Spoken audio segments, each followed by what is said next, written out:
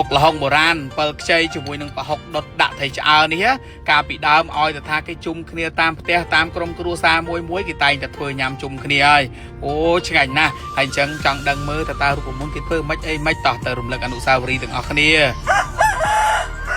បុកល្ហុងបុរាណប្រហុកដុត7ខ្ចីនេះមេឃភ្លៀងចឹងធ្វើញ៉ាំជុំគ្រួសារត្រូវណាហើយជាដំបូងគឺយើងចាប់ផ្ដើមមកដុតប្រហុករបស់យើងជាមុនសិនហើយប្រហុកបងប្អូនអាចដាក់តាមចំណង់ចំណូលចិត្តហើយនេះបើបានល្ហុងខ្ចីទៀតឈូសវាចឹងមកហើយចំពោះត្រីឆ្អើយើងដាក់ឆ្អើលើភ្លើងឲ្យឡើងស្រួយហើយចាំយកមកកាច់ជាពីរហើយនេះញ៉ាំបុកល្ហុងចឹងកុំភ្លេចញ៉ាំជាមួយនឹងទឹកផ្លែឈើស្រស់ Freshie ដែល Freshie ទឹកតឡាចមានរសជាតិឆ្ងាញ់ត្រជាក់ចិត្តស្រស់ស្រាយជួយកាត់បន្ថយភាពតានតឹងហើយបើបានផ្លាស់សេឲ្យកាន់តែត្រជាក់គឺកាន់តែឆ្ងាញ់ហើយទឹកផ្លែឈើស្រស់ Freshie មានរហូតដល់6រសជាតិហើយទឹកផ្លែឈើ Freshie ត្រូវបានផលិតដោយក្រុមហ៊ុនធំដែលមានគុណភាពល្អដែលបងប្អូនអាចជឿទុកចិត្តបានហើយបងប្អូនកុំភ្លេចទិញទុកជូនមនុស្សជាទីស្រឡាញ់ទិញទុកដើរលេងទុកទទួលភ្ញៀវហើយជួយគាំទ្រផលិតផលខ្មែរគាំទ្រទឹកផ្លែឈើស្រស់ Freshie គុណភាពល្អឆ្ងាញ់ផលិតចេញពីផ្លែឈើសុទ្ធ 100% ហើយបន្ទាប់មកយើងចាប់ផ្ដើមមកដាក់បុកខ្ទឹមសម្ទេសអំពិលខ្ចីហើយវាយគ្រឿងមកមានប្រហុកមានស្ករប៊ីចេងម្សៅស៊ុបទឹកត្រី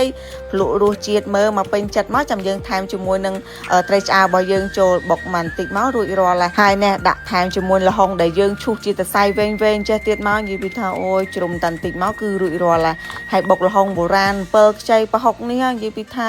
បានញ៉ាំជាមួយលក់ស្រស់ទៀតអូនិយាយពីថាជាតិណាបងប្អូនណាខ្លះដែលចូលចិត្តញ៉ាំបុកល្ហុងបែបបុរាណបុកល្ហុងត្រីឆ្អើ7ខ្ចីអីជួយខមមិនផងហើយយើងដាក់ថែមម្ទេសហាន់ឲ្យហឹលទៀតចេះមកនិយាយពីថា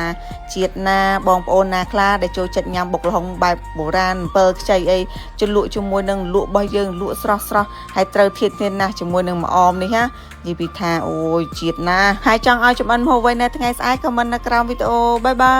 យ